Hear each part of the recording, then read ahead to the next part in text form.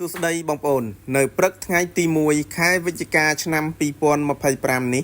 លោកតាន់មេងឆេអភិបាលរងនៃគណៈអភិបាលស្រុកសណ្ដានបានអញ្ជើញចូលរួមជាគណៈអធិបតីនៅក្នុងកម្មពិធីបើកបវេសនកាលឆ្នាំសិក្សា2025-2026នៅសាលាបឋមសិក្សានិងអនុវិទ្យាល័យអូថ្នោតថ្ងៃសៅរ៍11កើតខែកដឹកឆ្នាំម្សាញ់ស័ព្ទស័កពុទ្ធសករាជ2569ត្រូវនឹងថ្ងៃទី1ខែវិច្ឆិកាឆ្នាំ2025ចំពោះកម្មវិធីនិងរបៀបវារៈមានដូចខាងក្រោមទី1ប្រកាសហេតុប្រកាសគណៈអធិបតីនិងភ្ញៀវចូលរួមទី2គោរពភ្លេងជាតិទី3របាយការណ៍របស់លោកនាយកសាលាបឋមសិក្សានិងអនុវិទ្យាល័យអូថ្នោតទី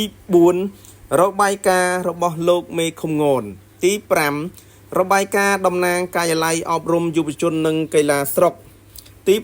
6អានសន្ទរកថារបស់សម្ដេចមហាបបរធិបតីហ៊ុនម៉ាណែតនាយករដ្ឋមន្ត្រីនៃព្រះរាជាណាចក្រកម្ពុជា